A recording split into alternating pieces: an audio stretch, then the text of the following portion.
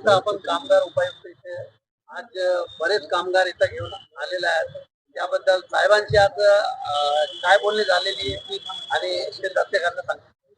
Gig workers union की or से आज हम लोग यहाँ जोमेटो में जो डिलीवरी का काम करते हैं राइडर्स, उनके डिलीवरी पार्टनर, उन सब पर जो आर्थिक शोषण हो रहा है उसके लिए हम यहाँ पर आए हुए हैं।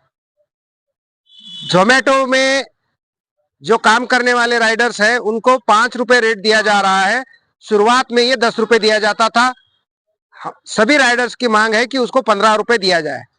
सभी चीजें बढ़ गई है, पेट्रोल बढ़ा, गाड़ी का मेंटेनेंस बढ़ा, सब बढ़ा, मगर रेट राइडर्स का कम होते जा रहा है। मेंटेनेंस नहीं है, इंश्योरेंस नहीं है, ऑर्डर नहीं मिल रही, पे आउट नहीं है और प्रेशर है, नाइट का चार्ज नहीं मिल रहा, वापिस आने का चार्ज नहीं मिल रहा। इसलिए गिग वर्कर्स यूनियन के माध्यम से आज दोपहर से स्वेच्छा से सभी राइडर्स ने काम बंद किया है। संविधानिक पद्धति से, शांतता की ओर से हमने अपना काम बंद किया है, दूसरों का नहीं। हमें यह काम अपने पर हुए अन्याय के लिए हम आज सरकार की तरफ आए हैं। माननीय विभागीय आयुक्त, सरकारी कामगार अधिकारी, उनको हमने 12 मांगों का निवेदन दिया हुआ है और उन्होंने अभी आश्वासन दिया है कि कल दोपहर 2 बजे जोमेटो के जो अधिकारी हैं, टीम लीडर हैं और लीगल सेल के जो प्रमुख है, अभी मुंबई से भी उनके लीगल टीम के अधिकारी का हमें फोन आया था। हमने कहा जो लेबर कमिश्नर बोलेंगे वही होगा। आज 5:30 बजे उनको बुलाया था मगर वो आए नहीं। मगर अभी माननीय विभागीय आयुक्त साहब ने ऐसा बोला है कि हम उनको आज लिखित में, राइटिंग में लेटर निकालेंगे कि कल दोपहर को 2 बजे तक आप लेबर कमिश्नर में ऑफिस में हाजिर हो जाओ इनकी मांगों के लिए। और हमारा यह आंदोलन कल दोपहर 2 बजे तक, जब तक मीटिंग होती नहीं तब तक ये चालू रहेगा। आगे के आंदोलन की दिशा दोपहर के 2 के मीटिंग के बाद सभी राइडर्स मिलकर तय करेंगे।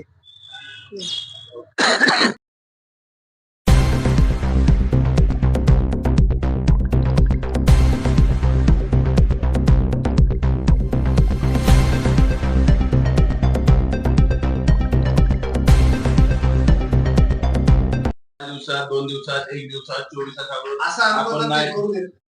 आणि असं आणि मग तुम्ही असं करतात ना, तुम्ही त्यांचं नाही तर आपण असं केलं. आमची विनंती आहे मॅनेजमेंटच्या लोकांशी तुम्ही एकदा बोला किंवा हे लोक मला आमच्याकडे थोडंसं वेळ, मला ते माहिती घ्यायला पाहिजे. तुमचं निवेदन द्या, काय निवेदन दिलं काय नाही. टोमॅटोच्या संदर्भातल्या मागण्या आहेत. आज दुपारपासून आम्ही शांततेत काम बंद आंदोलन केलेले आहे. तर झोमॅटोवाल्यांनी काही फार रिस्पॉन्स दिलेला नाही. त्यांच्या मॅनेजमेंटच्या 2 लोक आले होते. आपल्या ऍक्सिडेंट कमिशनर बोलवा, ज्याच्याकडे झोमॅटोचं गिग वर्करचं काम आहे ते बोलवून.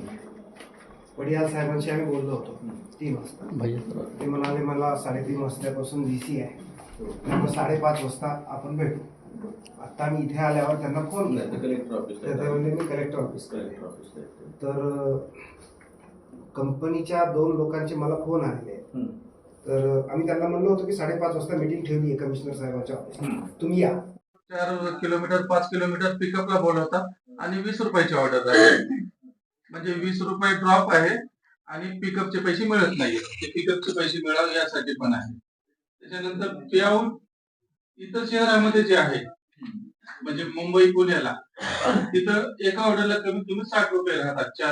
4 किलोमीटर 5 किलोमीटर त्या पद्धतीने आपल्याला इथं द्यावे.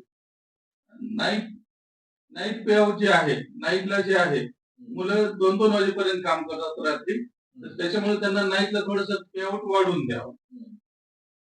आणि घाटी हॉस्पिटल आणि हे मोठे मोठे अपार्टमेंट जे आहेत, त्या अपार्टमेंट मध्ये जे कस्टमर असतात, कस्टमर वार्ड मध्ये आम्हाला बोलवतात आणि आपण पार्किंग मध्ये गाडी लावल्यानंतर ती गाडी तिथून 2 वेळेस लोकांच्या गाड्या चोरी केल्यात आपल्या डिलिव्हरी पार्टनरच्या. त्याच्यामुळे ते त्यांनी कंपनीनं त्यांना सांगावं की बाबा तुम्ही डिलिव्हरी खाली येऊन घ्या. आणि हेल्पलाईन सपोर्ट सध्या बंद केलं, त्यामुळे हेल्पलाईन सपोर्ट चालू करायला. लांब पल्ल्याचे आपण इथून समजा 10 किलोमीटरवर गेलो तर रिटर्न पेला आपल्याला येताना फक्त 5 रुपये किंवा 7 रुपये भेटतात, हे वाढवून देण्यासाठी. त्याच्यानंतर मल्टी ऑर्डर आहे. एक ऑर्डर आपल्याला 20 रुपयाची पडली, ती 3 किलोमीटरची, आणि लगेच दुसरी ऑर्डर त्याला जवळ त्याच एरियामध्ये राहते म्हणून ती दुसरी पण ऑर्डर देतात. मग ती ऑर्डर काय करतात, त्याच एरियात चाललं म्हणून फक्त 5 रुपये वाढवून देतात. ते 20 चे 25 करतात. तर जसं त्या पहिल्या ऑर्डरला 25 रुपये दिले, तर दुसरी ऑर्डर 25च रुपयाची द्यावं, ही मागणी आहे. रात्री काम करत असताना डिलिव्हरी बॉयला काही सुरक्षा नाही. जेव्हा समजा एखाद्याचा ऍक्सिडेंट झाला किंवा एखादे कस्टमर काय करतो, पिलेला हे असतो, त्यावेळेस भांडणं होतात त्याचे. मग त्यावेळेस आम्ही TL ला, आमच्या टीम लिडरला फोन करतो, तर टीम लिडर अवेलेबल नसतो. त्याच्यामुळं सिक्युरिटी हे जे आम्ही आमच्या घरासाठीच काम करतो आणि लोकांची सेवा पण करतो, एक सेवाच समजा ना. तर त्यासाठी थोडीशी आम्हालाही सुरक्षा मिळाली पाहिजे. आणि अपघात झाल्यानंतर डिलिव्हरी बॉयला इन्शुरन्स आहे, पण डिलिव्हरी बॉयच्या गाडीला जर काही झालं तर त्याला काही इन्शुरन्स लागू होत नाही किंवा त्याचा काही खर्च मिळत नाही. ही एक मागणी आहे. आणि डिलिव्हरी बॉयचं किमान वेतन चालू करा, कमीत कमी त्याला काहीतरी वेतन द्या, आणि PF ESI साठी त्याची सवलती मिळव, ही एक मागणी आहे.